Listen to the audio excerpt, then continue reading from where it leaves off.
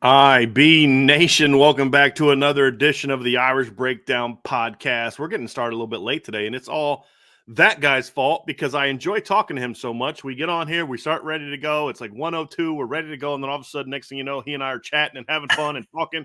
It's like, oh crap, it's 1:08. Let's start the show and let's have this talk with the people of Irish Breakdown, IB Nation. Trevor Trowbridge is the guy that I'm talking about. Of course, I'm blaming him for my not being able to be locked in and focused. But now that we hit start, brother, we are locked in and focused because Notre Dame has a huge game this weekend. Who would have thought when the season started that you'd look at the second half of the schedule and it's Georgia Tech, Navy, Florida State, Virginia, Army, and USC, and you'd say, I think the biggest game on Notre Dame's schedule during that 6-game stretch is going to be Navy. And I think you can make a case for that. I know that Army right now is one spot ranked ahead of them in the polls, but this is the more impressive team to me of the two that I've watched because they've actually played a good team and smacked a good team in Memphis. Of course, we're talking about the Navy Midshipmen who Notre Dame takes on this weekend. Trevor, 12 o'clock game. It's going to be on ABC and ESPN Plus, obviously. It's one of those two things. The spread is now up to 12.5. It was 11.5 yesterday, up to 12.5 today. 52.5 is the over-under. Number 6, number 24 ranked, or 6-0, number 24 ranked Navy against the 6-1, 12th ranked Notre Dame Fighting Irish. First matchup between these two teams where they're both ranked since 2019. Trevor, this is going to be a big one. I'm excited, man. I'm ready to dive into it. Notre Dame Navy is always a fun week. It's a historic rivalry, and Notre Dame fans are familiar with it. But this is the first game in a while, to your point, since 2019, that this game has some implications for both sides that I know we're going to dive into. Happy that it's a noon game because I'm not just going to be sitting on my couch at 1:45, just with an hour and 45 minutes left till kickoff. So I'm excited that it's a noon game, back-to-back weeks in an NFL stadium for the Irish. So it's going to be a fun one, man. It is. And there's certainly a lot on the table, and we're going to dive into what this game means for Notre Dame, what's at stake. We're going to preview the Navy offense, preview the Navy defense, and just kind of talk about, just going to talk about these matchups, Trevor, because these are very, very intriguing matchups. You and I have been on the phone, twice today already talking about Navy, and I've been texting with other people about the Navy game. This is a very interesting team and a very big game, and I cannot wait to dive into this matchup. So let's get started, Trevor. And first things first, let's talk about the big picture, what's at stake of this game. And we'll talk about the rivalry second. But first, I want to talk about just what's at stake for Notre Dame in the short term and where Notre Dame is right now at number 12 in the AP poll, number 11 in the coaches poll. We are still 2 weeks away, actually 2 weeks from tonight. The first college football playoff rankings are going to come out. This is Notre Dame's last chance to make an impression on them before the first batch of rankings come out. Now, obviously, there'll be more that come out after that, but this is going to give us our last chance to see where Notre Dame is going to be before that comes out.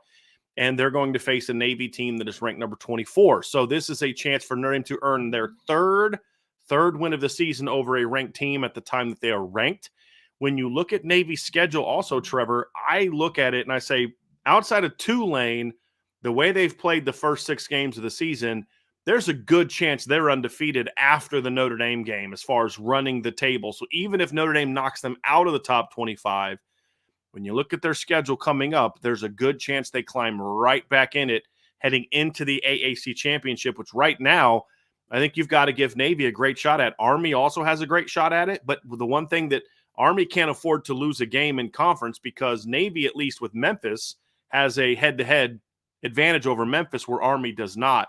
And so it's going to be very fascinating, man, to look at this game, look at this matchup, and say this is going to be one of the best resume builders on Notre Dame's schedule. That's not necessarily ideal, if we're being honest. And you'd like to see, Louisville go on a run here the next couple weeks and win some games, beat Miami, maybe not lose again, and get back in the top 25. You need A&M to start winning. But right now, USC's 3-4. There's no way they're getting back in the top 25. Virginia, maybe could creep into the top 25? Highly unlikely. It's Army and Navy, and I think Navy is the team that has the best chance to stay in there as we move forward, Trevor. So just that right there makes this a big matchup for Notre Dame, a chance to get a third win over a ranked team and one of only 3 teams on your schedule, maybe 4. I mean, Louisville's unlikely to get back in. Looking at their schedule and the way that they're playing, they've lost 3 of their last 4.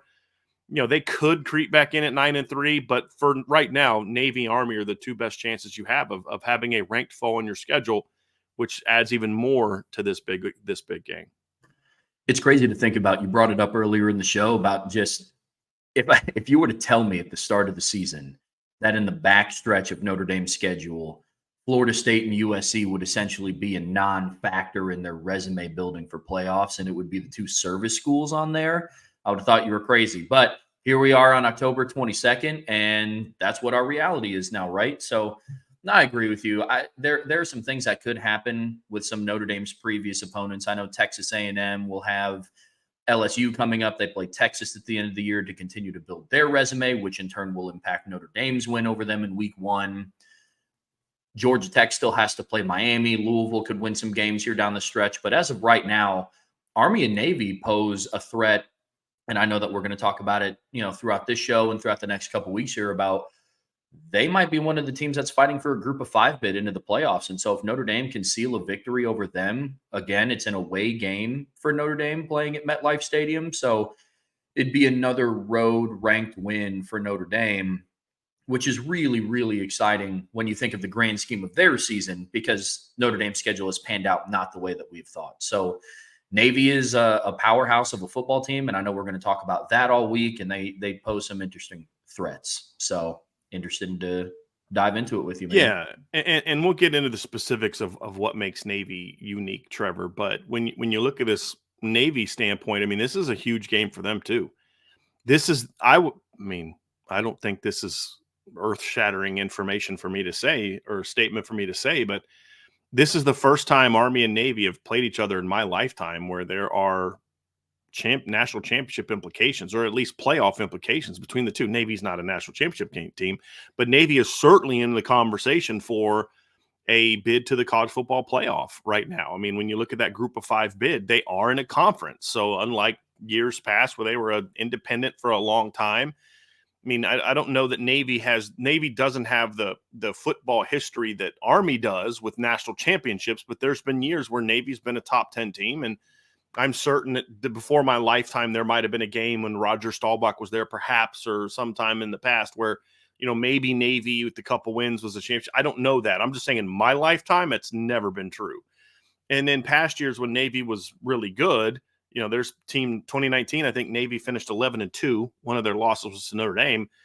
Yeah, that team had a chance to win the AAC championship and maybe get to a major bowl, but they weren't going to be in the college football playoff. It was they're not going to be in a 14 playoff. Right now, beat Notre Dame, run the table, you're in. I mean, that's a no-brainer. Lose to Notre Dame, and you're going to be scoreboard watching with Boise State, but you got to just go out and handle your business, and then you've got an outside shot to get in if the game is competitive. So Navy can kind of have success in 2 different ways. They can obviously win outright, or B, playing a dogfight that goes down to the wire, which could keep them ranked in the top 25, Trevor, if we're being honest about it, depending on kind of what happens around them. Because if you look at the others receiving vote category, there's not a lot in there. I think it's like Washington State was the next highest team outside the top 25. There's a there's a big drop off between the 25 and then kind of what's next as far as what the voters say. So now where Navy could be damaged is about the only way that Notre Dame can have the only way that Notre Dame can move the needle with this win, right? So getting a win helps the resume. I don't know that it necessarily moves the needle in a big way for Notre Dame. The only way for Notre Dame to really move the needle is to win convincingly. I don't know that that's going to happen. Don't know if that can happen. Well, it can happen, of course, but will it happen? I don't know. But Navy has 2 different paths to success in this game. Notre Dame really only has 1. They have to win and win convincingly. Navy just needs to battle Notre Dame for 60 minutes. That's really, when it comes to them building their playoff resume, is really what's there for them. So it is fascinating to look and think about this. This has playoff implications for Notre Dame and Navy. I never thought those words were going to come out of my mouth. It's definitely an interesting spot to be in for sure. It's a really weird spot to be in, but I agree with you. For Notre Dame to move the needle, they have to win convincingly, and it has to look good on the field. The product that's out there has to look really good. And you and I have talked before about a convincing win is not necessarily beating a team by 40 points. Navy's a good enough football team where I just don't know if that happens this Saturday. But whenever a group of 5 team goes and plays a power opponent at that level, I look at it a lot of, Boise State and Oregon, right? Boise State didn't beat Oregon by any means, but they played at Oregon and they lost by 3. So that is one of their resume builders. Navy doesn't necessarily have to win against Notre Dame. It just has to be competitive for 60 minutes. But it is weird to think about that Navy has an opportunity to, in this game against Notre Dame, to build their playoff resume, not just their conference. So here's my question I have, Trevor, is when you look at this matchup, what are you going to what are you looking to learn about Notre Dame in this matchup? Like what do you feel like you can get out of this game from Notre Dame as far as, okay, they're going to continue winning and winning and winning. And I don't know that you can, if there's anything you can take out of this game, it's going to be like, all right, bring on Oregon, bring on Georgia, bring on Ohio State. Right. But to say, hey, look, this team is improving and this team is getting closer and closer and closer to the team that can not only get to the playoff, but make a run in the playoff. What is it that you're looking for? Like, what is going to tell you when you watch this game that this Notre Dame team is built on what they've been? For me, it's their level of preparation. Whenever you go and play a service school, especially an Army or a Navy that run that, now it's more of a modern quasi triple option type of offense. But for me, it always comes down to preparation. Navy always poses different threats than what a traditional offense would. And whenever Notre Dame prepares well for them, the product on the field on Saturday is fantastic, right? So that's kind of what I'm going to learn. There's been a lot of questions this year around what Marcus Freeman does to prepare his team and what they do to get ready. And you and I talk ad nauseum about fast starts on offense and defense. And those will be kind of the things that I look for, not necessarily just the final score at the end of the day when the clock's hit 00 on Saturday. But depending on how Notre Dame plays on the field, it will speak to me about their week of preparation. They have fall break this week, so there's not that 20-hour handicap on practice. So, I'm going to be really interested to see what the preparation looks like. Now, obviously, you and I can't go sit in on their practices Monday through Thursday this week, right before they get ready to travel. But there is an obvious correlation between the week of preparation to how they show up in the game on Saturday. That's going to be what I look for, because when you do go and play some of these teams, and when you do go, and you might have to down the road play the Georgias, the Oregons, the Ohio States, that week of preparation is going to be massive. It's been one of Marcus Freeman's kind of detractors from him being considered a really good, consistent head football coach. So week of preparation is going to be huge for me this week. I think for me, it really is. It comes down to, is this team going to show me that it can be better prepared to come out and start fast? Obviously, we'll dive into that, but this is the first game in about a month, maybe more, that I look at the lineup and I'm like, all right, I don't expect it to change from this week to next week because of injuries. I mean, if you really think about it, it's been a while since we've gone into a game and saying, hey, they're not losing someone that we expected them to have in, where they're going to play back-to-back games with kind of who we expect them to have. And, that's something I'm interested in seeing, kind of how they handle that, how they, does it result in better play? What is this team going to be locked in? Like, I was worried, you kind of get worried about this game when you look at the schedule and people talk about it's later in the year. It's a bye weeks after, not before. There's all these kind of storylines built around it. And the concern is always, hey, are you going to actually be focused on this game? The fact that Navy looks as good as they do so far is a big reason why I don't think this Notre Dame team is going to lack focus in this game. I'll be shocked, because this is a top 25 team that's undefeated and is blowing people out, Trevor. I'll be shocked if they're not locked in for this game. Agreed. And what history tells us is these are the games, these ranked games are the ones that Marcus Freeman gets his team up for. He has the opportunity to get his 10th win over a ranked opponent in his first, call it 2.5 years as a head coach. So these are historically the games that Freeman will get his team up for. But again, you kind of have to go against, well, it's Navy, it's a service school. We're about to have a bye week. The game after the bye is a night game against Florida State, albeit Florida State is not the team that any of us believe they would be at the start of the year, but still big name school. You don't want to fall into that mental state. So I'm with you, man. I'm with you. So Trevor, obviously there's a big picture aspect of this game as well. And when you look at this Navy matchup, I'm happy that this game means something for the 2024 season. Because when games like this kind of pop up with Navy, and there's been a few, I mean, look, Trevor, there's been 2 seasons in the last 10 years where Navy was the highest ranked team that Notre Dame beat at the end of the year, twice, 2015, 2019, where they were the only team that Notre Dame beat that finished the year ranked in the top 25. Now, I still say that 2015 Temple team was way underrated. Sure. That was actually the best team that Notre Dame beat. They finished the year unranked, which I thought was ridiculous. But it just reminds you, hey, look, there are times when the Navy game is not just some bum trash team that you're just going to go steamroll and it does nothing of value for you. And when games like this come along, you kind of want to say to all the people that are kind of crying about don't play Navy anymore, blah, blah, blah. It doesn't do anything. Well, it does something for them this year. You know, you're going to get a lot more out of this game than you're going to get out of the USC game with a win.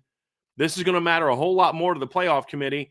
And it makes me happy because, as I've said a bunch of times, this is a rivalry game that should never go away because it's not a rivalry based on what happens on the football field, right? I mean, can we all admit that, right? This isn't a rivalry from the traditional standpoint of, wow, what great epic games they've played over the years. I mean, Notre Dame has what? I think like an 82-13-1 all-time record against Navy. Yeah. You know what I mean? Like, the only time Brian Kelly lost to Navy was his first year, and then the 2016 year, you know, Charlie Weiss lost to him in 2007. It was the first time in like over 40 years that they'd lost. It's not a rivalry from that standpoint. It's a rivalry because of what these two programs stand for and what the role Navy played in helping Notre Dame get to where they are right now as an institution. And we have an article on the front page of Irish Breakdown. I encourage you all to go read it. It's called, you can go to irishbreakdown.com, and it's called Forged in Navy and Army. Let me look up the specific name of it because I want to get it right. It's Notre Dame and Navy, a bond forged in blood. And it goes back to World War II. And it's a tremendous story. We don't rehash it now. But if you don't and I get the whole, well, that debt's been paid. No, it hasn't. Some debts never get repaid. They just don't. And when your existence depends on that, and if it wasn't for that, you probably don't exist in that doesn't get repaid. And so I will always support Notre Dame playing Navy as long as Navy is still sort of a legitimate football program. I mean, they're not playing like club football, you know what I mean? Or they go down to the FCS level or something like that, and they're only on, 65 scott. You know what I mean? As long as they're where they are, and I don't even mean good or bad, I just mean where they are.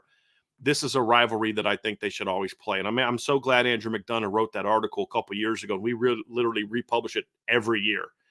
And I always appreciated it, but working with Lou Samoji, you appreciate it even greater because he would talk so much about the history and of how it came to be. And you get an appreciation for why this game means something to Notre Dame. You understand, why does Notre Dame go stand behind Navy for their alma mater when they don't do that for anyone else? They don't do it for Michigan, Michigan State, USC, Stanford, nobody else. When you understand the history, you understand why this game matters. So it's awesome that in this particular year, it not only matters from that paying tribute to what came before, but that it matters now. This game matters now, and it just adds so much more to this game. Couldn't agree more. I think a lot of times people get so caught up in a rivalry, meaning that the two teams just hate each other. Like you think of Ohio State and Michigan and Alabama, Auburn, and all of these historic rivalries throughout college football, that it's we've been trained to believe that when you have a rival school, that just the students can't stand each other. And it's no, like, rivalries are also built around tradition. And one of the deepest, richest traditions in college football is Notre Dame Navy, for what happened around the time of World War II. So I couldn't agree with you more, man. Could not agree with you more.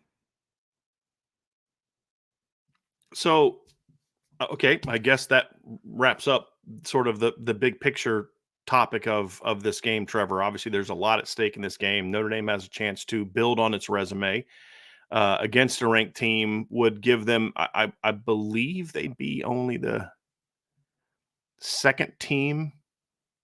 No, first, because Georgia has 2 ranked wins, right? Clemson and Tennessee or Texas, yeah, right. And I don't think anyone has wins over 3 teams that were ranked at the time they were played. I know BYU has 2, Georgia has 2, I think Oregon has 2. Oregon has 2, that's right, because they beat Ohio State and Boise State. Yeah. Mm-hmm. Now I'm talking about when they played. Was Boise ranked when they played?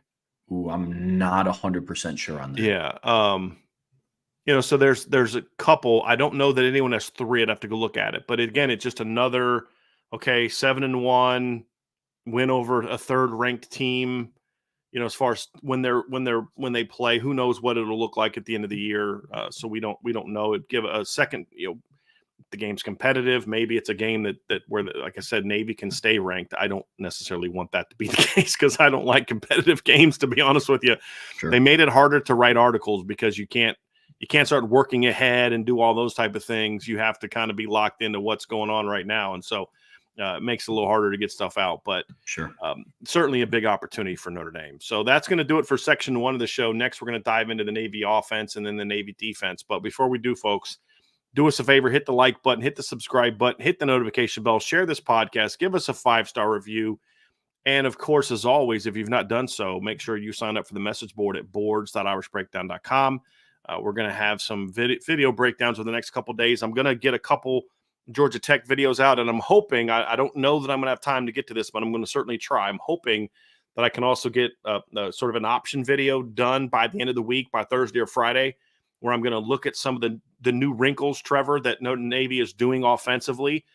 There's a lot of new stuff. And so we're going to break all that down as well. So those things are only available on the message board at boards.irishbreakdown.com for premium members only. So you're going to definitely want to make sure you check that out as well. So Trevor, let's talk about a little bit about Navy big picture, but then also let's talk about, what makes them good is, let's be honest, it's primarily their offense, right? I mean, that's their defense is improved. They do some nice things, and you have to play well to beat them. But this is still a team whose success this season has primarily been driven off of the offense and the ability of the offense to go out there and play at a high level. So we're gonna kind of first talk about Navy a little bit big picture, and then we'll dive into the offense and kind of what makes it click. But as we talked about, Navy right now this season is 6-0, Trevor. They kicked the season off. Well, I should say kicked the season off because it wasn't their first win of the season, but they had one of the better early season wins. Certainly for me, one of the early season surprises. Beat Temple in the opener, not a surprise. Beat Bucknell in the opener, 49-21, not a surprise. Beat a really bad Temple team in the next week, 38-11, in a game that I thought Navy was a little sloppy. Didn't play great football. And then they go out to get a bye week, and their first bye week was after week 2. And they come out that next week with a home game against Memphis and absolutely just impressively beat Memphis. Now, it was a back-and-forth game to a degree in that I think Memphis had an early lead. I think it was like a 14-7 lead. Navy eventually kind of took over that game and led in the second half. Memphis would score to make it closer. So it was 14-7 Memphis. Navy had a 28-17 lead, went up 35-17. Memphis scores back-to-back touchdowns to make it 35-30. Navy then scores 2 more touchdowns to make it 49-30. Memphis scores the 2 touchdowns in the last 7 minutes to make it 49-44. And I believe that Memphis recovered the onside kick. And then threw a pick six to put the game away. It was a fascinating game, but Navy was the better team that day, Trevor. The pick six made it a 12-point game, but it was a game where Navy had multiple 2-3 score leads in the second half. And then Memphis did a great job of fighting back and clawing back in it. But, that was an impressive win. That's, to me, the separator. I mean, they dominated a bad UAB team. I don't know how much longer Trent Dilfer is going to be there. Had a very impressive blowout win over Air Force. Air Force is really struggling this year. They've lost 6 in a row. Their only win this season so far was a 21-6 win over Merrimack. They're having a really rough year. Then they went out and beat Charlotte 51-17. Charlotte's not a very good football team. They're 3-4, with wins over Gardner, Webb, Rice, and East Carolina. So they don't have a lot of impressive victories, but that Memphis game stands out higher than the others. And that's why I'm still surprised that Navy isn't ranked higher than Army, to be honest with you. I mean, I know Army's played one more game, but the best team that Army beat this season just fired their coach after Army beat them. A 3-4 East Carolina team. That's literally the best team that they've beat all year. Whereas Navy has a win over a Memphis team that, as of right now, nobody's talking about Memphis when we talk about the Group of 5 playoff team. Nobody's talking about Memphis, and it's because of that game. I mean, Memphis beat North Alabama. They blew out Troy. They beat Florida State on the road. They beat Middle Tennessee. They beat South Florida. They beat North Texas. Now, they're not winning as impressively, but, they've got Charlotte, UTSA, Rice, UAB, and Tulane. If they win out, we may see a Navy-Memphis rematch, assuming they're going to need Army to lose a game. But there's a chance we could see a Navy-Memphis rematch, but nobody's talking about Memphis because of the win that Navy has over them. And I think people are just now coming around to this is a pretty good Navy team. Not only are they winning, Trevor, but they're not really even playing competitive games, right? So I haven't beat anybody. Okay, I get that, but they're whooping people. And that's, to me, what makes this Navy team so impressive is they're handling business. And even when they don't play well, like I said, I don't think they played that well against Temple. They still won 38-11. Temple stinks. Yeah, exactly. And they did what good teams are supposed to do against a team that stinks. They whooped them. And it was a rainy day, and it was a weird game. But this is a very impressive team that is dramatically improved, Trevor, on both sides of the ball. And the numbers bear that out, but the film also tells that story. I think the most impressive thing for me with Navy this year is they've done everything that's been asked of them, right? You go out and you beat a 6-1 Memphis football team. Well, now 6-1, but at the time, still really good Memphis football team by 12, and you dominate every other opponent that you play. So I look at them kind of the same way that you look at IU. IU is 7-0 with yet to have a ranked win, but they've dominated every single person, every single team that they've played. So this is a very serious Navy team, man. They're very explosive. I know we're going to dive into the numbers here in a second, but this is a really, really good Navy football team that Notre Dame has to be prepared for, especially Navy's offense, man. They are explosive. So excited to jump in with you, man. Let's begin with as we kind of look at the numbers here, Trevor. This is very evident of what the strong side of the ball is for them. And I actually think their defense is much improved. Somebody in the chat was like, Navy's considered better. Army's considered better because they have better defense. I'm like, I don't know that Army necessarily has a better defense. They have a better statistical defense. That's because they haven't played Memphis yet. You know what I mean? So they're kind of having some similar, they're having very similar success against similar teams. But when you look at it, the driver for both teams is the offense. And the offense for these two teams are really playing dominant football and scoring a lot of points. And you see it. Points per game, Navy ranks 4th. Yards per game, they rank 34th, which may seem like it's not a great number. But when you dive into the numbers a little bit, Trevor, and you say, okay, well, they rank 34th in yards per game. They rank 132nd in plays run. So that's why their numbers are quote unquote down. They rank 7th in all of college football in yards per play. They're 4th in rushing, 5th in yards per rush. They are 1st in fewest yards, tackles for loss allowed. And yes, they rank 125th in passing offense, but that is a dramatic increase over what they've been in recent years. They're at 161 yards per game this year, and they're completing 61.7% of their throws. That's about 55 point 3 more yards per game than last year. It's an over 10% jump in yards per or completion percentage. They're averaging 11.9 yards per attempt, which is up from 6.4 last year. And last year, the entire season, 12 games, they had a 10-5 touchdown to interception ratio. This year, in only 6 games, they're 11-2, and one of the interceptions was by their backup quarterback. The last time that they had an offense that threw the ball like this, in my opinion, was the last time they beat Notre Dame. And that was that Will Worth offense back in 2016, where he was also a 60% completion percentage guy, averaged 11.9 yards per attempt, had a very high passer rating of 179. And then after that, you had Zach Abey was at 43 completion percent. Garrett Lewis was 45. Malcolm Perry was 55.8. He was just a dynamic runner. 50.8 by Dalen Morris in 2020. 55.7 by Ty Lavatai in 21, 46.2 by him the next year. He was at 55.4 last year. They're at 63.9. This is a legitimately dangerous passing team, not from a volume standpoint, but from a big play standpoint.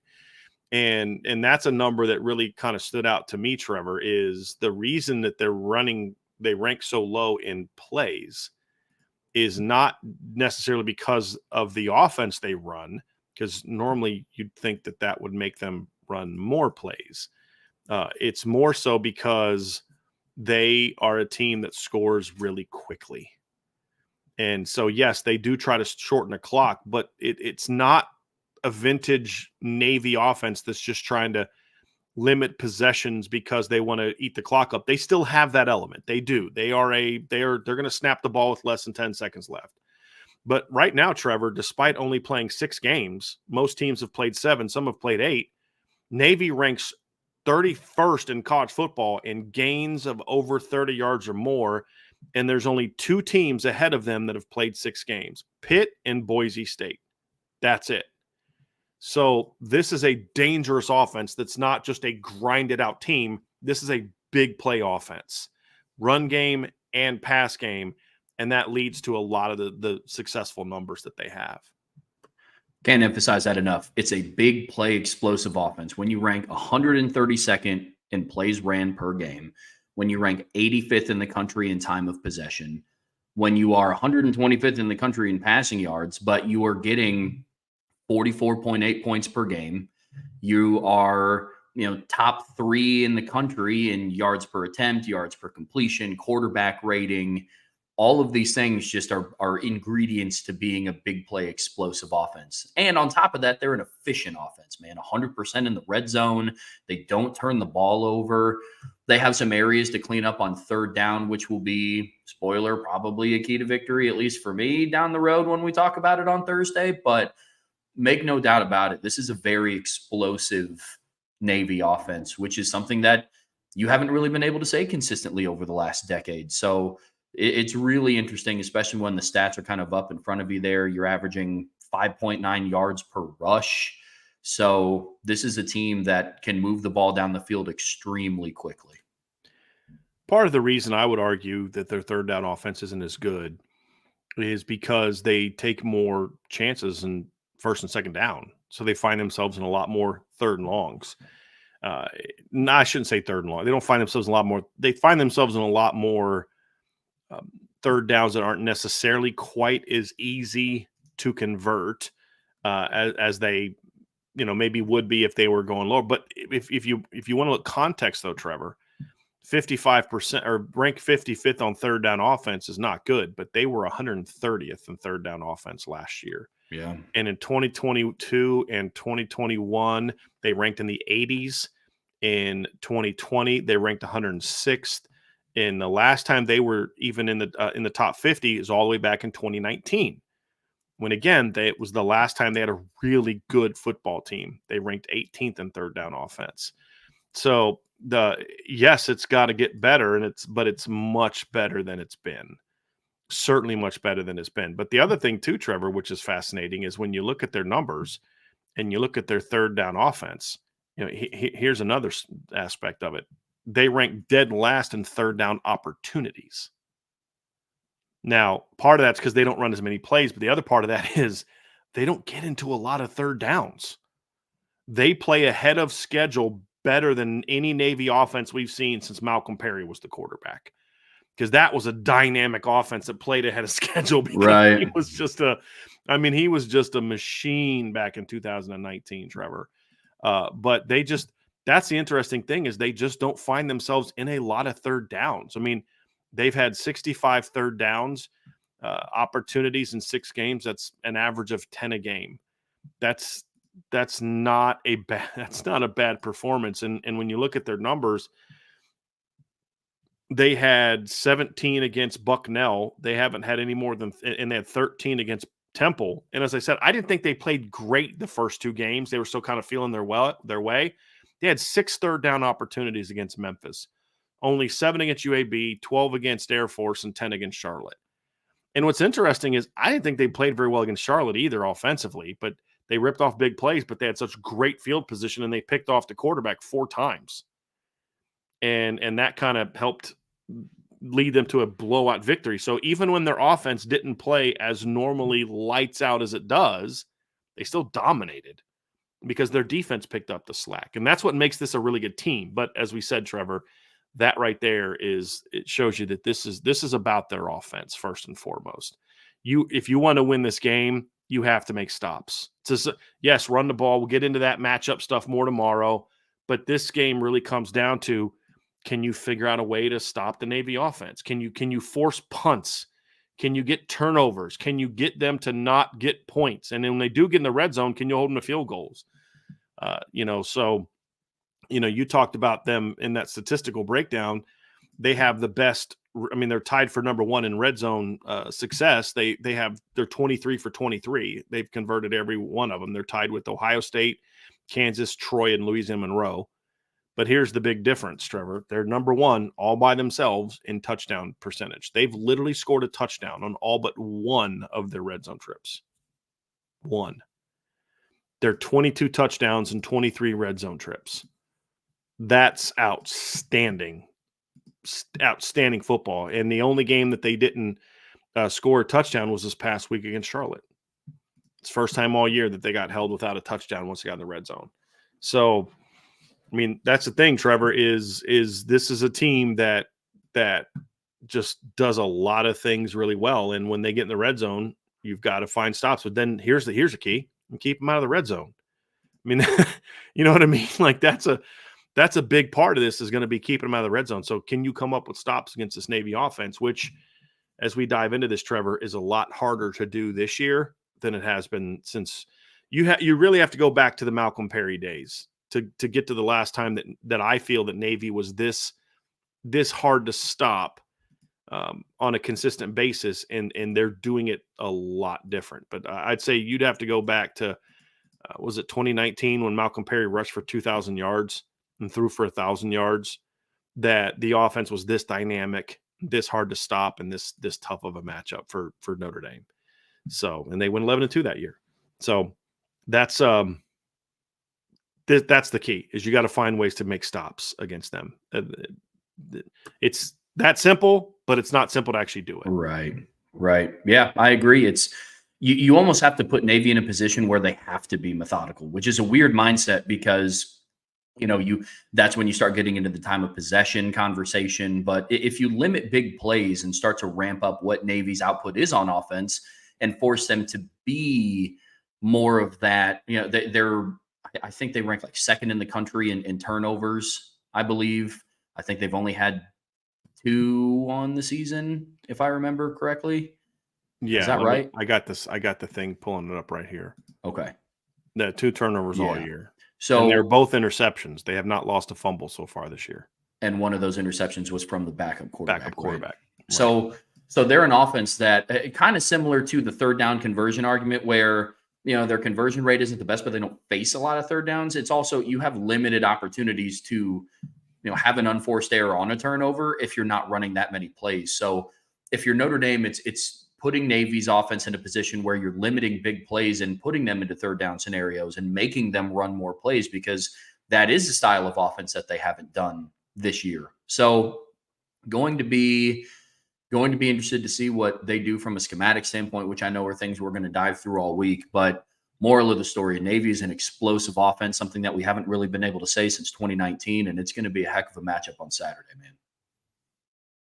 So let's dive into let's dive into actually breaking down this Navy offense and why it's successful. First, we're going to talk about a very big picture reason why.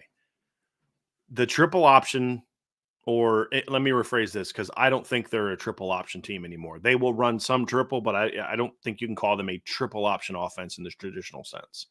An option-based offense, and even the way that Navy still does it, requires two very key ingredients above all else. I mean, you need an offensive line that can execute and blah, blah, blah, blah, blah.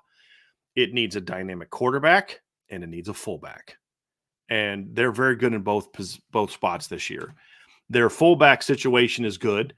It's not as good as, maybe some past years, like their fullback, with all due respect, even though, Alex Teska has a name that, brings back, memories of Alexander, was it Tretch, right? The kid from 2010, 29 that was playing with Ricky Dobbs, Teach or something like that, right? Alexander Teach, something like that.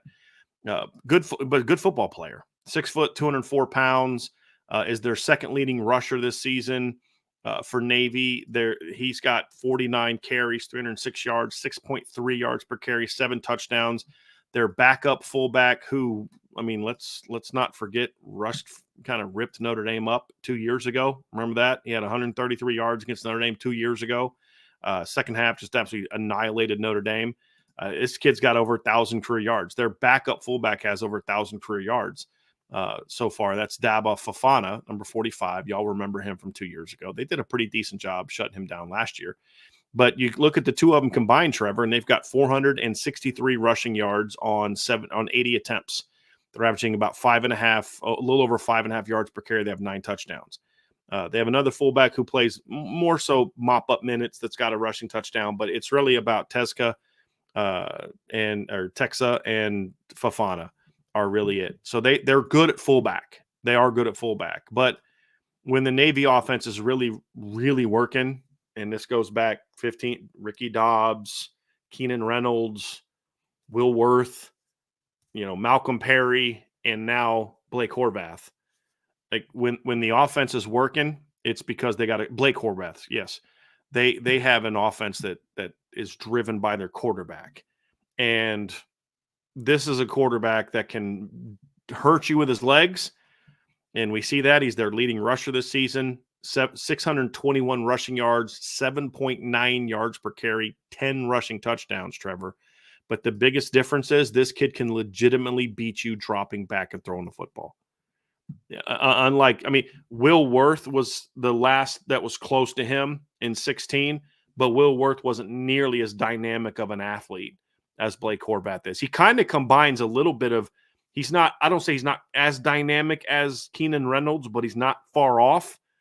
But he passes like Will Worth does. This is a really, really outstanding option quarterback, Trevor. Blake Horvath is a dude, man. I mean, you want to know how talented of a passer he is. Now, look, I'm not saying that him and Dylan Gabriel could go toe to toe, right? But go back and watch the first quarter of the Memphis game. With 6 minutes left in the first quarter, they just had him in a traditional spread shotgun, and Navy ran 4 verts. I can't tell you the last time I watched Navy do that. So this is a quarterback that they are very, very comfortable having him drop back to pass, and he's efficient. He has over 1,500 total yards of offense to himself on the year. He has 20 total touchdowns. I think it's split even, 10 passing, 10 rushing. So he is the key to their offense, and he's doing a lot with it, man. He's really good. They're not asking him to do as much triple as they've done in the past, Trevor. They will run some, but they've never been a team that ran triple every play. No option offense actually does that. They run a lot of the triple looks every play. Sometimes it's designed fullback give. Sometimes it's either quarterback or pitch. Sometimes it's going to be a designed pitch. But they run a lot less of even the triple option looks. At least they have so far. They're running a lot of different things, and they ask him to do a lot. I mean, the thing that's impressive about what he does is, and this is just from a coaching standpoint, option footwork is not easy to learn under center. It's very different running it out of gun. The aiming point's different. The launch point's different. The read is different. The ride is different. Like it's not like dramatically different, but it's different. This, and on top of that, they're throwing in a lot of different wrinkles like power read, which is completely different footwork than what he's used to. They're asking this kid to do a lot, and he does it flawlessly. I think, like, I'm trying to think, the Temple game is the only game I even remember that he made like it was a really bad pitch. I mean, they put the ball in the ground a couple times, but this is not a situation where Navy's putting the ball on the ground as much as they used to. And part of that is because they're not doing as much of the really quick hitting triple, because that's where you're riding it. You're at the line of scrimmage, you're going under center, you're doing that ride, you're having to make quick pitches off the edge. Sometimes it gets batted. Sometimes the running back's not quite there. I mean, they're doing a lot more stuff it's a lot simpler because there's a little bit more depth from the defense. You're able to get downhill a little bit more, and you're just the stuff that they're running the pitch guy from is just a little bit more. You can see him. I mean, like Keenan Reynolds and Malcolm Perry were wizards, but especially Keenan Reynolds and Ricky Dobbs, because they would pitch the ball, Trevor, and you're like, I don't think he thought he saw a running back. Like, I don't. I just think he knew the running back was going to be there and just boop. I mean, it was like they were wizards, man. And they're not asking him to do as much of that stuff in this game, which I think helps him. But to your point, man, like the ability to drop back and throw the football. And I think it was like first down when they ran that four verts. Sure was. And he read the backside seam. I mean, he just read it like a normal quarterback would, not like an option quarterback. And it really makes, because being in the shotgun as much as they do, because they will go under center, certainly, and they will line up the shotgun, it allows you to get your eyes downfield right now as an option quarterback, where when you're a 6 foot, quarterback in the past, and this kid's a little taller, he's listed as 6'2". I don't know if he's 6'2", but a lot of those shorter quarterbacks, you got to really get depth before you can kind of see past the line from under center. In shotgun, it's a lot easier. That's why I say height doesn't matter as much in a shotgun offense. It doesn't. I'm a 6 foot quarterback that played in shotgun. In high school, my tackles were 6'5" each, you know what I mean? And my tight end was 6'4". So, it's not as difficult in the shotgun. And his footwork in the pocket is really sound. He goes through good reads. He doesn't put the ball in a lot of bad. There's not a lot of like, man, he's only thrown one pick, but there's like 6 or 7 other balls that almost got picked off. It's not that, Trevor, from the games. I've watched four of their games now so far, like just full games, and I haven't seen that. So he's a really dynamic player, but that fullback quarterback duo is really what fuels the option offense, and they're good there. And that's where what makes them dangerous. It begins there. It begins with personnel, because you can have a great scheme all you want, but if you don't have a playmaker quarterback and you don't have a fullback that can hurt you, you're going to be limited. You just are. And we've seen that. Navy's offense didn't change when Ricky Dobbs when Malcolm Perry left the next year, they didn't all of a sudden like change their option scheme. You know what I'm saying? Like in 2019, when Navy scored 37 points a game and won 11 games, and then the next year they scored 16.6 points per game. The next year they scored 20.1. They didn't change their offense, Trevor. Right. It was still the same offense. The difference was they didn't have Malcolm Perry anymore. They didn't have a Keenan Reynolds on their roster. They didn't have a Will Worth. They didn't have a Ricky Dobbs. Mm-hmm. They had just kind of just right. What is it? Just guys, just guys that are there. Just, future, maybe some of them are going to go into the Marines, and, who knows? Because, there's some guys that are in the Marine Corps that are part of the Navy team as well.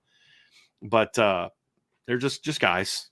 Yeah. This isn't just a guy. And that's first and foremost what makes this offense work. Yeah, 100%. 100%.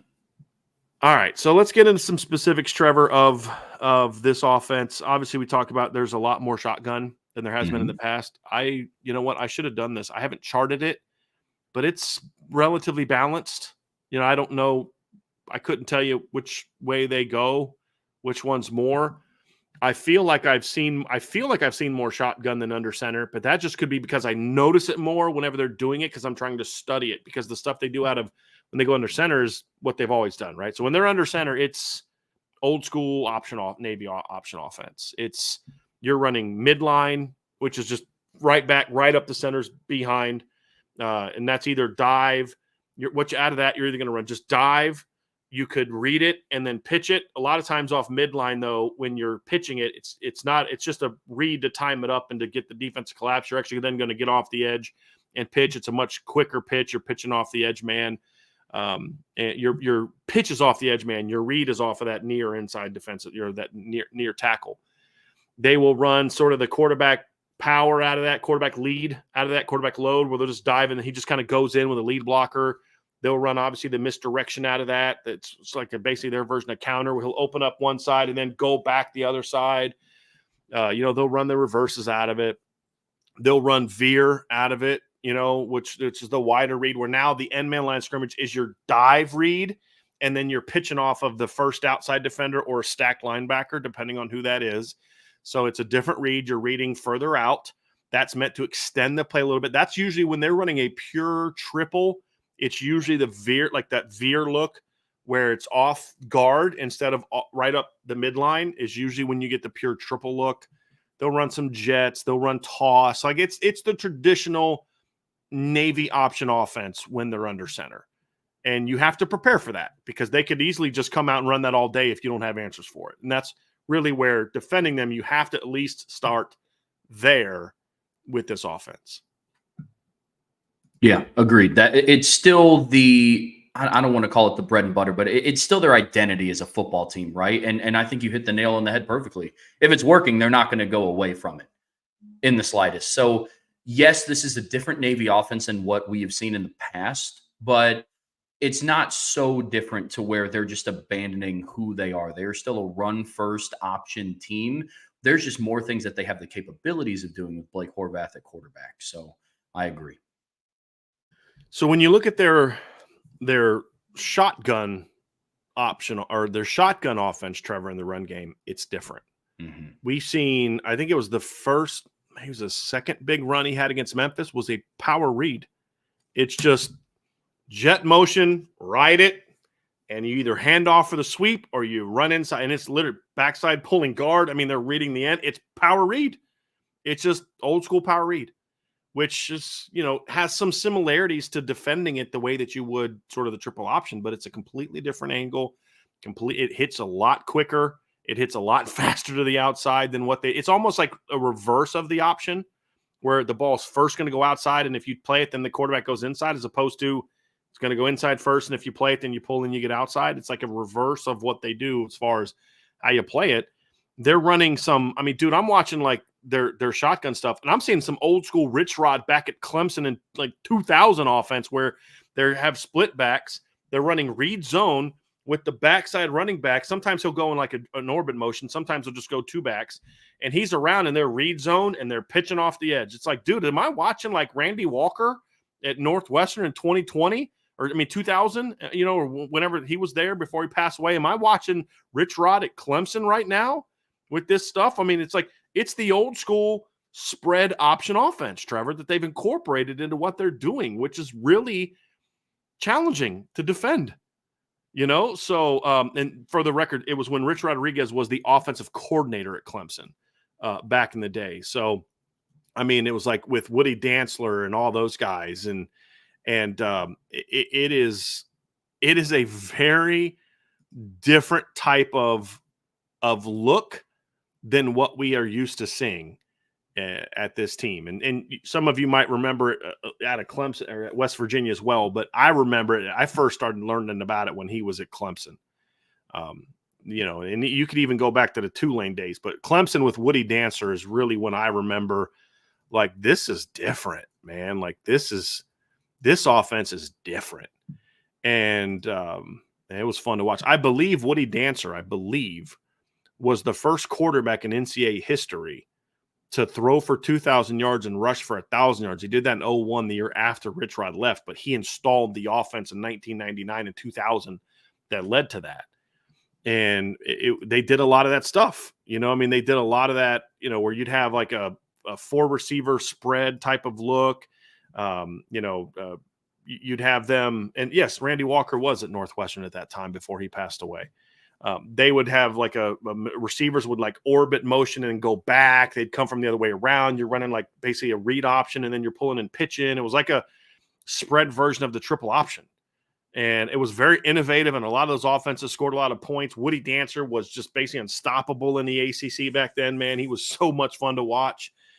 And they're bringing a lot of that back in some of the stuff they're doing, Trevor. And it's not easy to defend. You don't see a lot of that. You see some of that now, but you don't see teams using it the way they do it with then the next play they can line up under center and run the veer. You know what I mean? It's challenging to defend. It really is. I think that's one thing that aids in them being such a big play offense is because being able to run that type of offense out of spread, you're spreading out the defense, right? Because it's not an offense where they're lining up in the shotgun and they have receivers or essentially like some wing backs spread out into the slot. It's not as easy to just still crowd 8 people into the box, right? Like I think that's what makes it interesting because this is a different Navy offense than what we've seen in the past. Because before, the reason why they would dominate time of possession and yards per attempt, yards per carry weren't as big is because they were going for 3 at a time, 4 at a time. Then they'd rip off an 11 and then back to 3 at a time, 4 at a time. So this puts a lot of defenses in binds because they're in one-on-one matchups, and Navy has good athletes at certain spots, not just with Blake Horvath and with Alex Tezka at fullback. They have Eli Heidenreich he is their leading rusher in terms of yards per carry, who sees bulk touches. He gets 8.1 yards per carry. He also has like 21.1 yards per catch. Because he's not like a slot back. Right. He's more of a slot.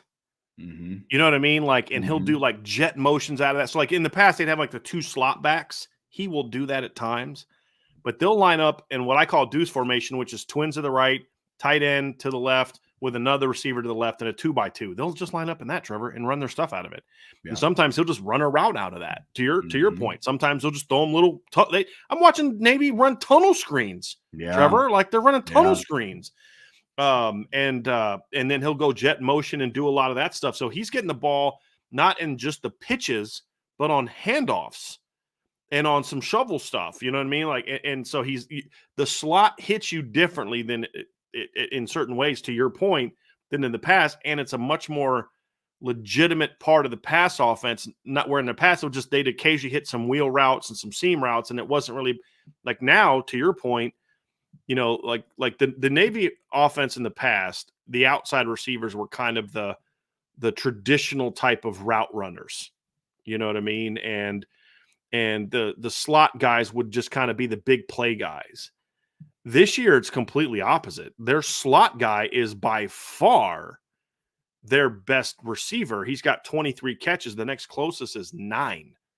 He's got 485 receiving yards. The next closest is 177. He's averaging 21.1 yards per catch, and he has 5 touchdowns. The rest of the entire offense has 6 receiving touchdowns, to your point. And he had, like you said, he also has rushed for 179 yards and 8.1 yards per catch. So he comes at you different, man. He does. You have to defend him a lot differently than you had their slot backs in the past. Yeah, 100%. It all ties into why this is such a big play offense, because now Navy can kind of still keep their fundamental, like a lot of pre-snap orbit motion. You still don't really know where the ball is going, but now they have the ability to spread out a defense, which puts a lot of defenses in binds because they're in one-on-one matchups a lot more than they are before.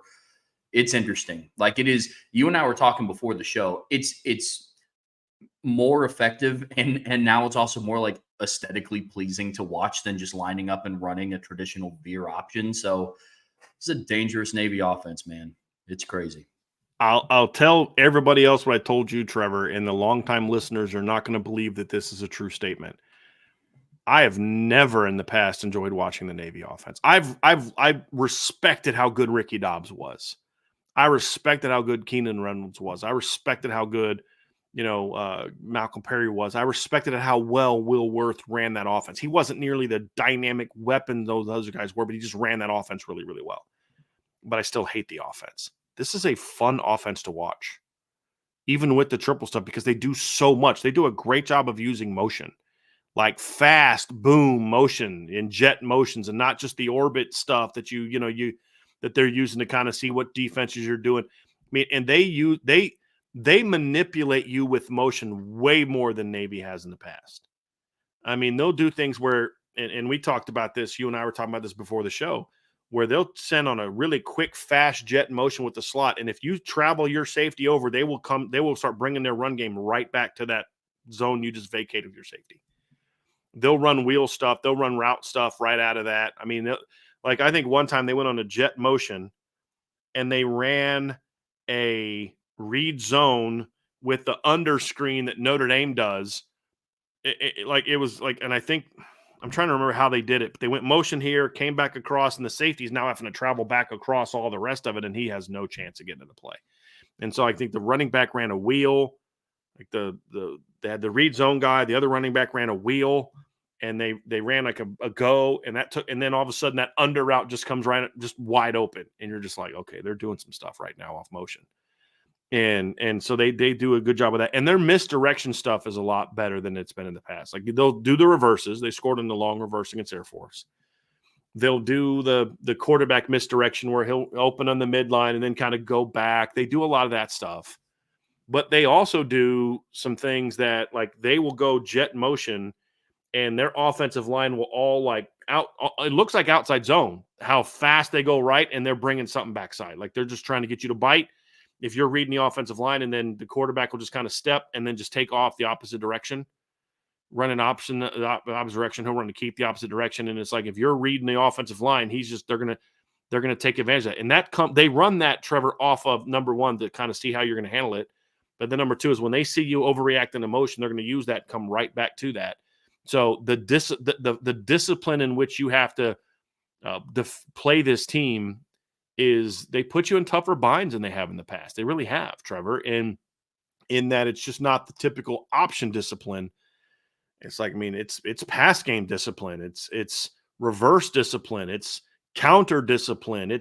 They're literally going to run everybody that way. And it almost looks like, you remember the play against Notre Dame? You were watching this the other day, the 88 game where Tony Rice went the wrong way. Yeah. And it works out. Like they're doing that on purpose, where everybody goes this way and the quarterback just takes off running the other way because teams overcommit to that. They've seen it up in the booth. Hey, coach, they're overcommitting when we go jet this way and our line fast swipes. They fly to it and there's nobody backside. They just literally just have the quarterback keep it backside, and it's gone. I mean, big play. So man, there's some tough stuff there that you have to be prepared. Now, again, this isn't an unstoppable offense by Notre Dame. I'm excited talking about, because it was actually fun to watch an option offense for the first time in my life. This is an offense that Notre Dame can have some success against, but you have to be disciplined. And I'm trying to give people an appreciation for, just what this group looks like. Like I haven't watched Memphis outside of the Navy game. Their defense anyway. So I was texting with Ryan earlier and I was like, are Memphis linebackers slow? He's like, no, they're usually kind of. I said, well, they look really slow in this game, right? I mean, they look really slow in this game. It's because they didn't have a clue what they were doing. And every time they would crash hard downhill, it's like that's probably why they were playing slow, because they would just do something right outside of it for a big play. And Memphis could find no answers against Navy. Notre Dame can find answers, of course, but it is a fun offense to watch. And if they do have success against it, appreciate it, because this is a really good offense. It's got talent at the skill positions. And here's where I think that you can have success against this, Trevor. It's a disciplined offensive line. It's not one of their best offensive lines from a talent standpoint. They have some decent size. It's not a super long or athletic line like the ones they had like back in the Malcolm Perry time, the Keenan Reynolds time. It's a good offensive line, but I think that's an area where Notre Dame should be able to maybe have some successes to really dominate that matchup in the trenches. And when they're in shotgun, there's more opportunities for your defensive line, in my opinion, to make big plays. That's one thing I think that is unique about that, Trevor. I'm not sure what your thoughts are on that, but that's kind of how I take that one. Because I do think that gives their defensive line more opportunities to make big plays. Yeah, absolutely. I think this is going to be a very, very interesting game for Josh Burnham, because he's really, really good at stopping the run off of the edge. And if the interior defensive line can continue what they've built on the last couple games, where Riley Mills is coming off of I mean, one of his best games in a Notre Dame uniform, let's be honest, that it does leave a lot of opportunity when they're in the shotgun. From what you were talking about earlier, their post-snap misdirection, I think the reason why it's so dangerous is just because it hits so quickly.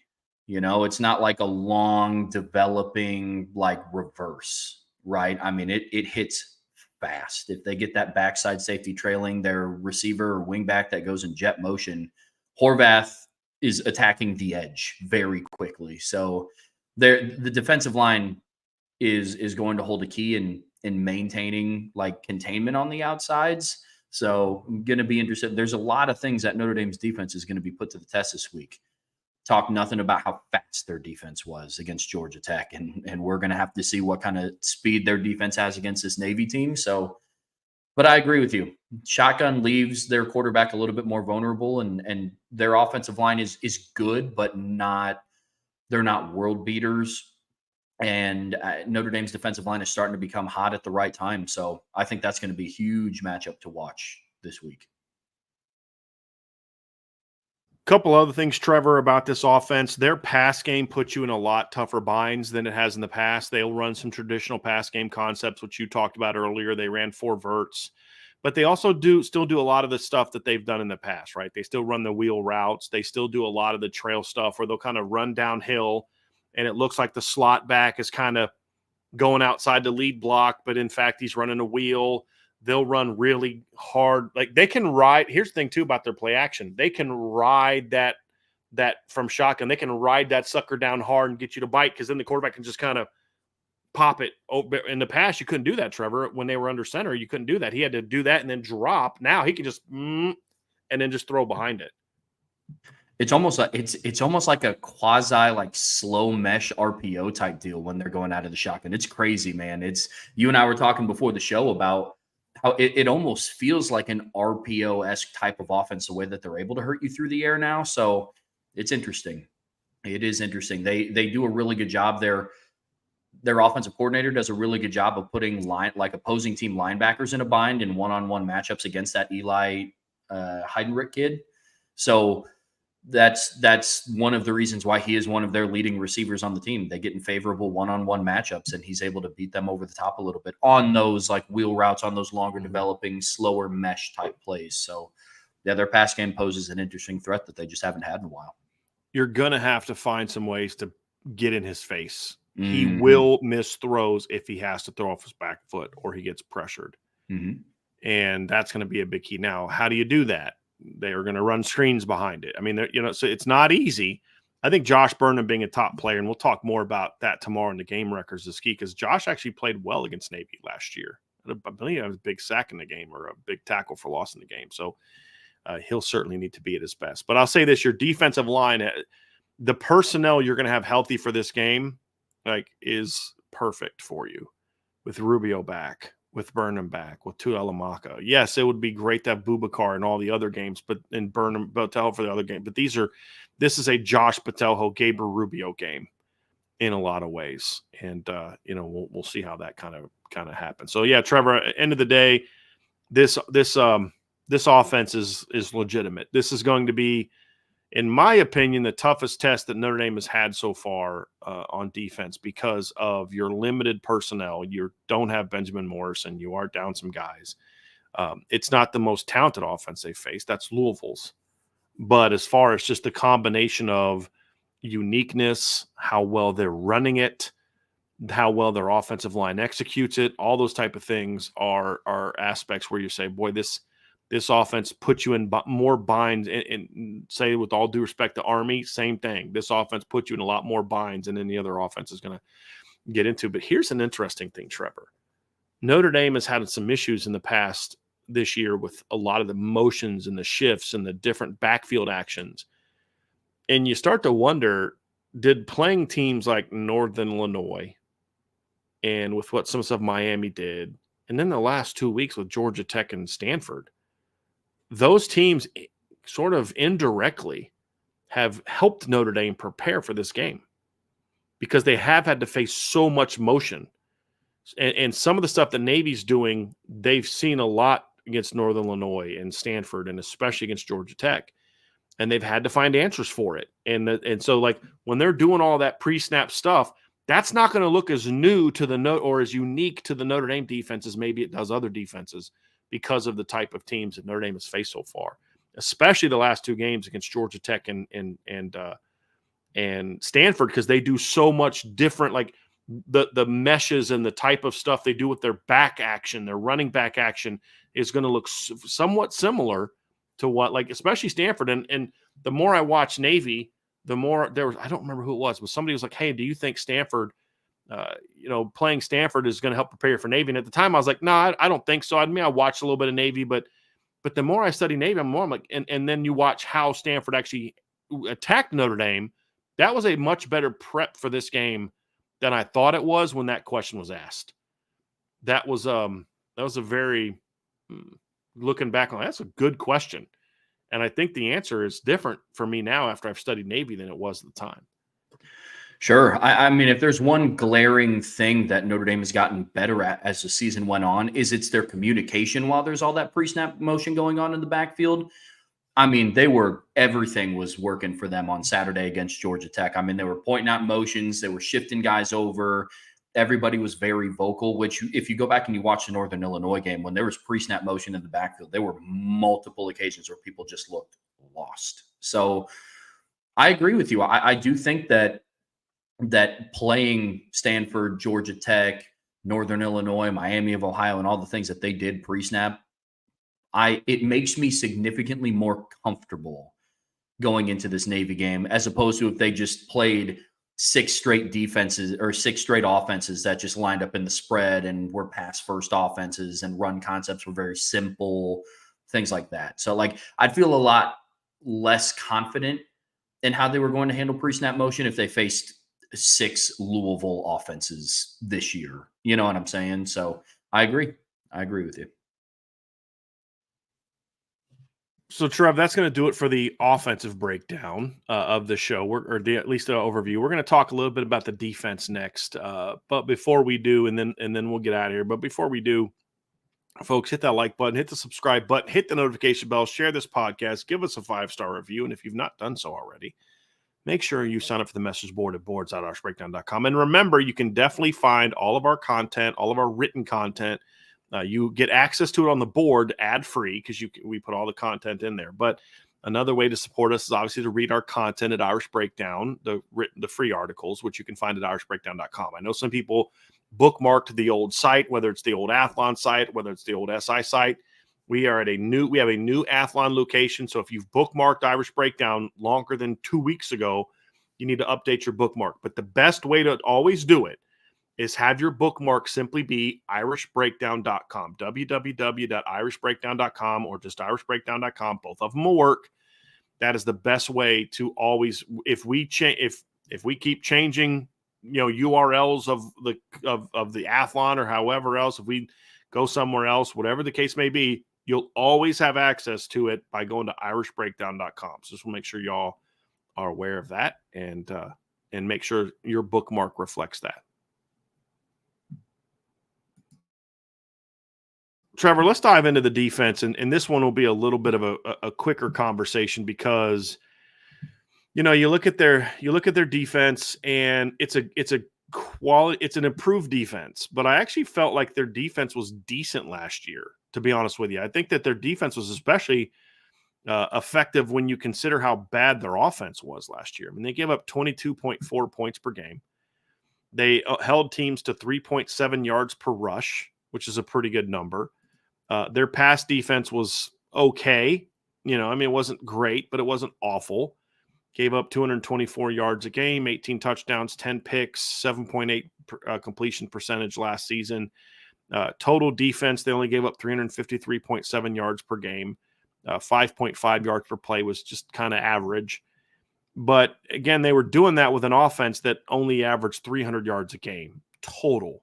I mean, that's in the past, that's been like, that would be an okay season rushing for Navy. And they did that total. So their defense is, in my opinion, certainly improved this season in most areas. I think their rush defense is not as good as it was a year ago. That's certainly true. But overall, their defense is improved. And part of it is because they can be a little bit more aggressive this year. Because they have an offense that can score, they've been able to ramp up some of their pressure packages and some of the different things that they're doing that way. They can be more multiple because giving up a big play doesn't do as much damage to them this year as it did last year. And so they're up almost a full tackle per loss per game compared to where they were a year ago, Trevor. And that's obviously been a big part of it and it has allowed them to be a little bit more opportunistic this year than really they have been in the past. And so far this season, they've gained 14 turnovers so far in 6 games. They had 24 last year. They gained 24 last year, and they were a pretty good turnover defense last season, Trevor. 24 in only 12 games ranked them tied for 13th in college football last year.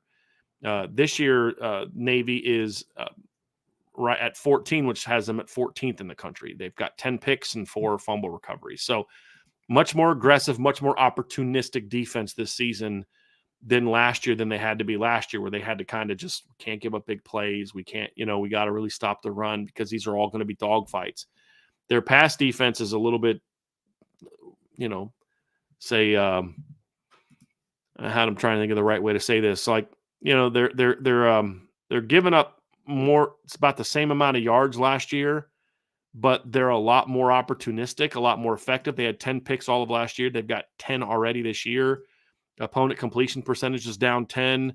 Yards per attempt is down 0.6. The yards are about the same, right? But this year, teams are having to throw the ball a lot more to get those yards because they're getting up big. So it's a defense that is but scrappy is probably the best way to describe this defense. Well coached, aggressive, and scrappy is probably how I would define it, Trevor. Yeah, when I look at this defense, they're kind of that traditional, I don't know what you want to call it, bend but don't break type defense, because they do have a really good red zone defense. And when they are able to get stops in between the 20s, it is when they generate some of those turnovers, right? But they don't allow that many points per game. 19.7 puts them at 30th in the country, despite, what the total yards might say and what the rushing yards per game might say. And to your point, you alluded to why they might be giving up more passing yards per game than what they're used to.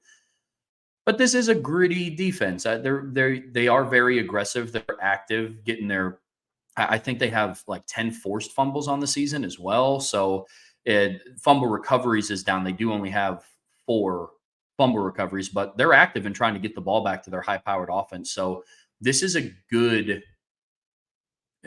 it's a gritty defense. It is a defense where Notre Dame should have success because they are a really good red zone offense, but this is a good defense nonetheless, despite what the numbers might indicate. They are better and play above what the numbers say, in my opinion.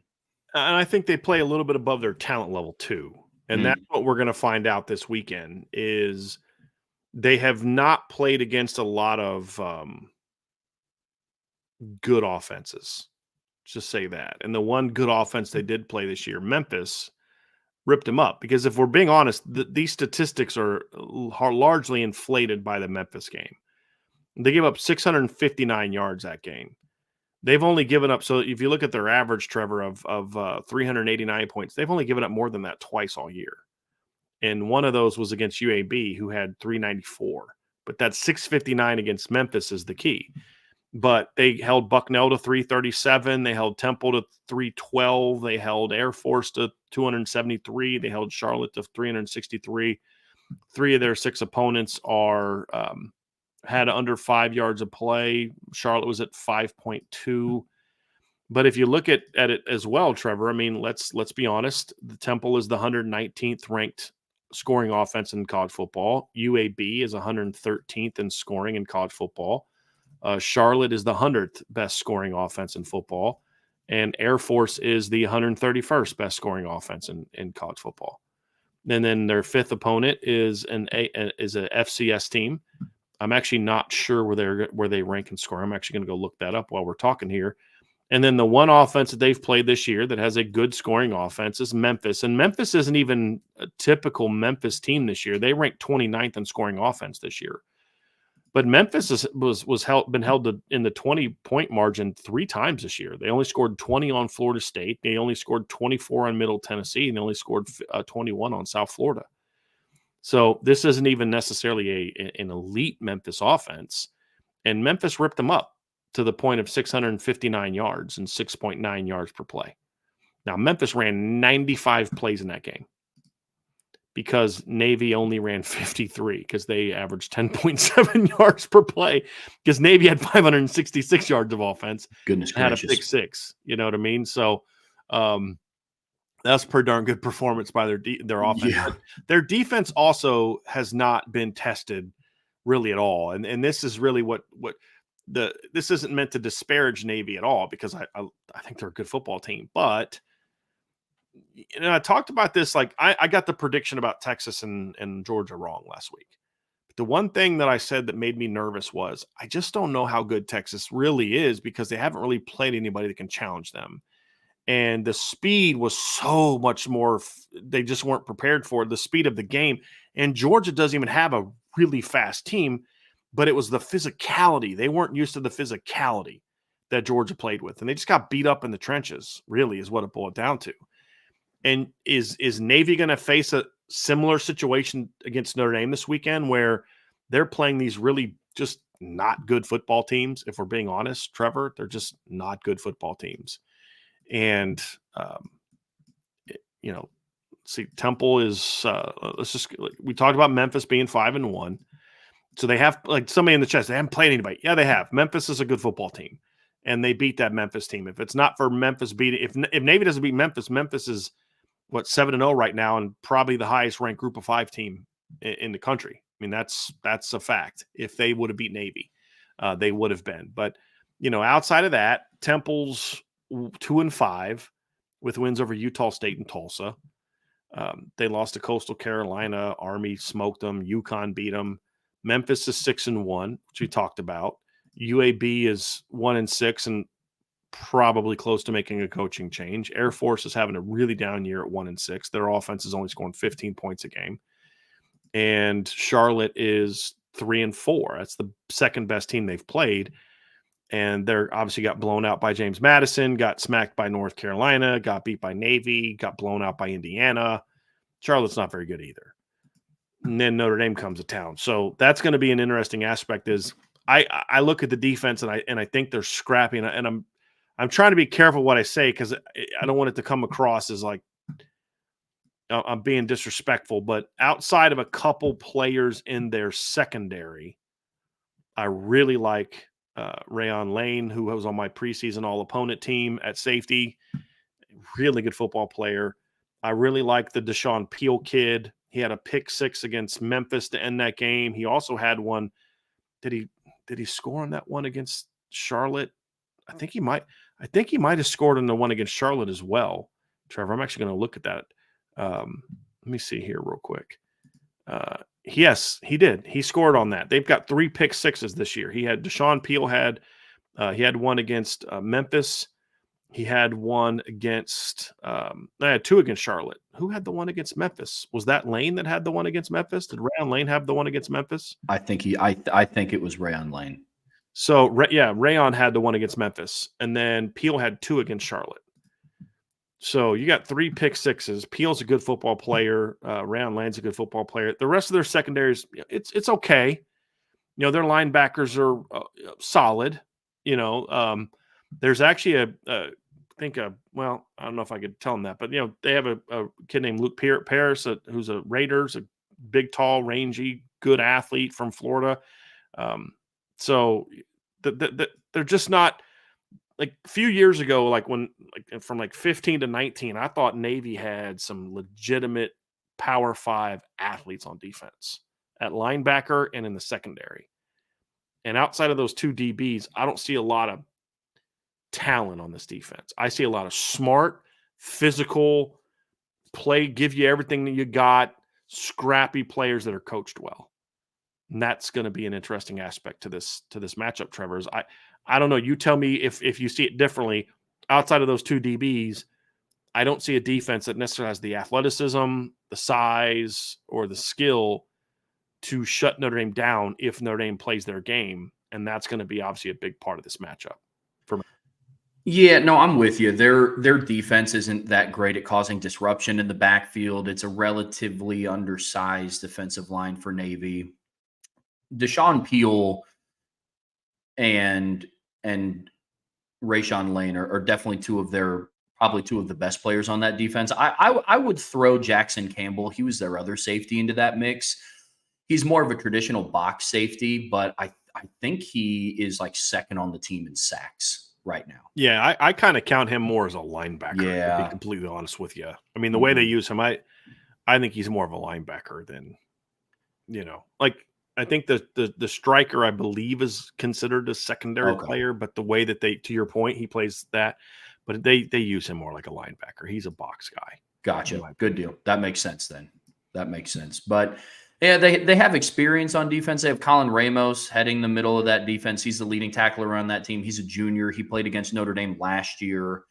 So I agree. From an athletic standpoint, this isn't a defense that's going to blow you away. They play really well as a unit, and then they have two guys on the back end that are legitimate, really good Power 5 football players in Rayshawn Lane and Peel. So, yeah, from a skill matchup point, the favor tips on the side of Notre Dame for sure from an athletic standpoint, but I agree. I agree with you. I mean, you look at it, Trevor, Colin Ramos is a very productive kid. You know, you talked about how he's played a lot against Notre Dame, actually. He had 110 tackles last season, and he had 79 the year before.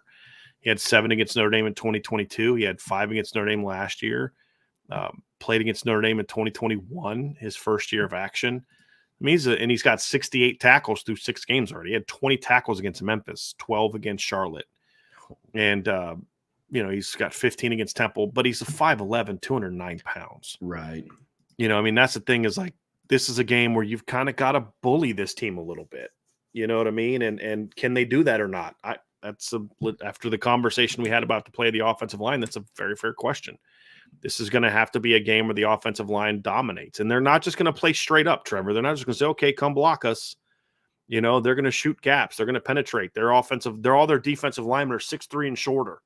And they just get low and get up underneath your pads and don't let you drive them off the ball when they're going well. So they present you some effort concerns. They will throw a lot of different looks at you. I mean, they're basically a 3-4 structure out of essentially like 3-3-5.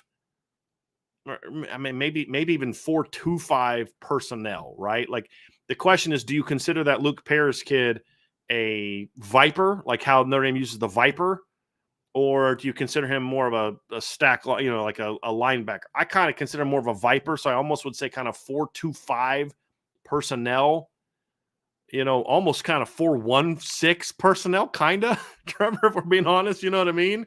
But in more of a 4-2 type of personnel structure, but they line up in sort of they have 4 down linemen a lot, but they do a lot of it out of like 3-4 type of odd fronts, similar to what Georgia Tech did last week. And similar to what we saw especially from Stanford a couple weeks ago. So that is kind of interesting. Notre Dame has seen a lot of these odd fronts. They've seen a lot of that the last 2 weeks. So Navy's not going to be throwing any front looks at Notre Dame that they haven't seen to some degree in the last couple weeks, which again, the last couple defenses have also helped prepare Notre Dame for this Navy defense, because structurally they're going to come at you in somewhat similar ways as the way that Navy and Georgia Tech did, or Georgia Tech and Stanford did, with a lot of those odd fronts and those real short. Stanford had those short, get underneath you type of D linemen as well, and Notre Dame was able to have some success against them. They played 2 really good run defenses in a row, and they've been able to run on them, to some degree. You'd have to think that bodes well for Notre Dame being able to have success against this Navy team. But it is a veteran team. I mean, starting lineup is this, Trevor: senior, junior, junior, junior, junior, senior, senior, junior, senior, senior, senior. That factors into why this is a solid quality defense. And again, those numbers are – the Memphis game kind of skews those numbers a little bit. But it's also significantly the best offense they've played. But Memphis was down so big early that they kind of had to open things up and, kind of come back in that game. So I think it was like 35-17 at one point in time. Navy was winning in that game. So that's going to be interesting. And you see it down there too, Trevor. Red zone. They're not just good on red zone and the red zone on offense. They're also really good on the red zone and defense. They're not just really good at limiting turnovers. They're good at forcing turnovers. Those are going to be two huge aspects of this football game, Trev. Yeah, I agree. They're both really good in the red zone on offense and defense. I think they rank tied first in the country, or they're either first or second in the country in turnover margin. But yeah, I mean, this is a defense that they have good guys at every level, and I think their two gamers live in the secondary. But on paper, this is a game where Notre Dame should be moving the line of scrimmage on offense pretty consistently. And if not, we'll have conversations around it post-game, right? But this is a defense that they play together well as a unit. What they lack in skill, they make up for is playing as a cohesive unit, and they're a veteran defense. They have a lot of experience, but this isn't a defense that's going to overwhelm Notre Dame from a talent standpoint or a size standpoint. I think their biggest defensive lineman is Justin Reed. He's 6'3", 263. That Paris kid is 6'4", but I think he's 217. So it will be interesting to see how the offensive line plays on Saturday. And I think that's going to dictate the success that Notre Dame can have on the ground, which I think they need to get back to a little bit, which we'll discuss later in the week. But overall, it's a sound defense, but nothing that jumps off the paper at you. You know what I mean? Yeah, and when you talk about their D-line, Justin Reed's their biggest height weight guy. There's a couple guys that are way more than him, and I know I'm so people understand where you're coming from. Yeah. 6'3", 263. Their two interior guys are bigger than that, so, weight-wise, 278, 280, but they're like 6 foot and 6'1". Mm-hmm. So there's those kind of those short sawed-off type of guys. And here's the thing that's interesting. This game reminds me a lot of Miami, Ohio defensively, where they were very undersized, but they play with great motors and great leverage, and they're well coached. Yeah. And Notre Dame had some issues early in that game. Like we've talked about this. When you look at the stats at the end of the game, like they rushed for 270 yards that game. Really? It didn't seem like it. You know what I mean? But like they did. And so again, you're hoping that facing those things in the past are going to help prepare you for this, because you think, oh, they're way undersized, they're going to blow them off the ball. Well, that wasn't the case against Miami of Ohio when they had a significant size advantage. Right. But again, that was game one of this current offensive line playing together. This is going to be game, 5 of them playing together. And so you'd hope that that's going to bring a lot better cohesion in the run game and allow them to have some success in that regard. So that's it.